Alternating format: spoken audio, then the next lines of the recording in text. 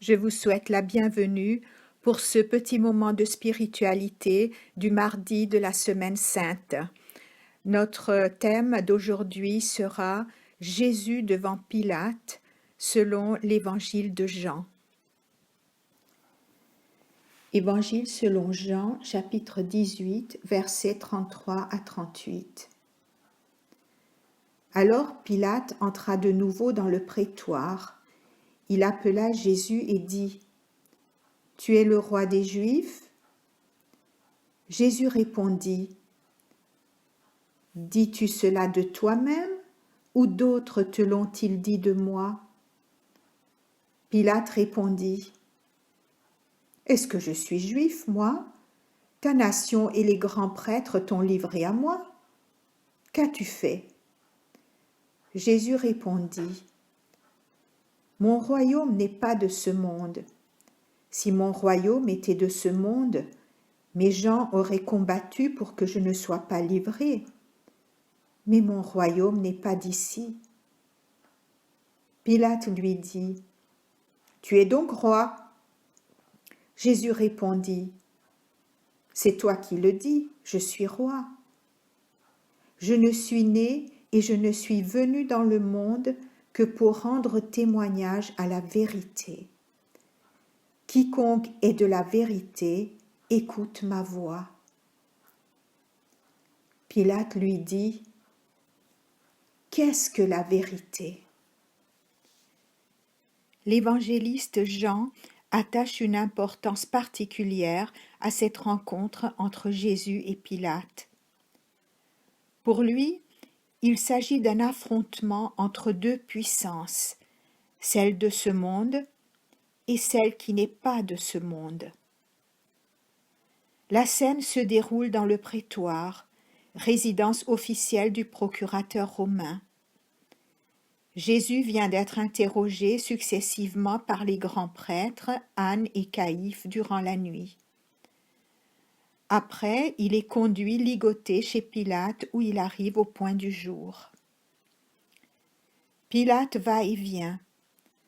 La foule devient de plus en plus violente et Jésus domine son procès avec un calme souverain. Lui, l'accusé, conduit le procès.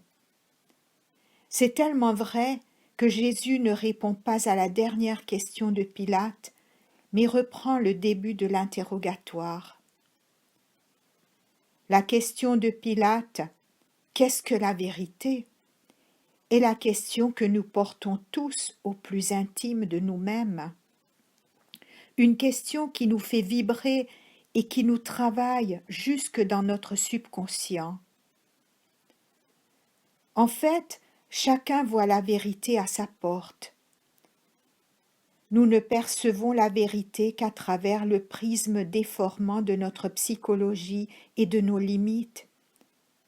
C'est pour ça que la vérité nous échappe et que la justice est si difficile. Alors que nous dit Jésus quand il dit qu'il est la vérité ? Il veut simplement révéler que Dieu est pleinement présent en lui, dans sa profondeur et son mystère. Son enseignement est vrai parce que dans sa personne, Jésus se laisse traverser et travailler par l'esprit de vérité et d'amour que nous appelons Dieu. Au sens chrétien, la vérité n'est pas une idée ni une doctrine, mais c'est Dieu lui-même. Et ainsi, c'est un courant de vie et d'amour à vivre. C'est le message de Dieu qui s'est incarné en Jésus, qui nous montre la voie, qui nous indique où est la vraie vie. Et cette vérité, quand elle est reçue, quand elle s'incarne, engendre petit à petit en nous une dynamique nouvelle que la Bible appelle l'homme nouveau, qui est marquée par une relation privilégiée et pacifiée avec Dieu. Quelque chose de la vie éternelle se mêle à notre vie éphémère et nous fait renaître au terme des épreuves que nous traversons. Et la prière suivante l'exprime très bien. Je veux me taire, Seigneur, et t'attendre. Je veux me taire pour pouvoir comprendre ce qui se passe dans ce monde qui est le tien. Je veux me taire pour être proche des choses, de toutes tes créatures et entendre leur voix. Je veux me taire pour parmi toutes ces voix reconnaître la tienne. Je veux me taire, émerveillée parce que je fais partie de ton mystère, de ton courant de vie. Voici la vérité dans laquelle je veux me couler de tout mon être. Amen. Je vous présente un tableau du grand peintre hongrois Munkácsy Mihály, Le Christ devant Pilate. C'est une toile qui date de 1881. Le réalisme des personnages grandeur nature fit forte impression sur les foules qui se pressaient pour voir les expositions privées organisées dans les grandes villes d'Europe et des États-Unis à la fin du XIXe siècle. Les deux personnages principaux de cet épisode sont ici tous deux vêtus de blanc et se découpent sur l'arrière-plan sombre ou bigarré du tableau. Jésus et Pilate. Deux faces du pouvoir, celui de Jésus qui n'est pas de ce monde et celui de Pilate qui n'est que trop de ce monde.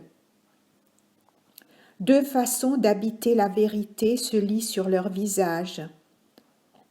La calme détermination de Jésus s'oppose au visage tourmenté et dubitatif de Pilate. Son accusateur a l'air très sûr de lui, et de la foule curieuse et versatile, on distingue surtout les plus véhéments qui crient déjà « Crucifie-le ». L'effet théâtral de ces compositions monumentales fut très apprécié de la critique de l'époque. Prions. Seigneur, tu es la vérité. Ce matin, je pense à tous les persécutés de la terre, à ceux qui défendent la vérité et qui se retrouvent devant le Pilate du moment. Je te prie pour tous les Pilates, assis, drapés de pouvoir et de dignité, cherchant peut-être la vérité au milieu de tant d'opinions et de paroles. Merci Seigneur, car tu nous as envoyé la vérité. Elle a pris forme humaine. Devant Pilate, elle s'est tue. La vérité n'a pas besoin de se défendre. Elle ne dit rien, car elle est. On a beau l'insulter, l'attacher, cracher sur elle, la rouer de coups, elle se dresse toujours, elle s'offre toujours à celui qui cherche. Seigneur, merci, car tu t'offres à moi tout au long de ce jour. Apprends-moi à ne pas détourner les yeux, mais à voir les hommes écrasés. Que ta vérité habite en moi pour l'éternité. Amen.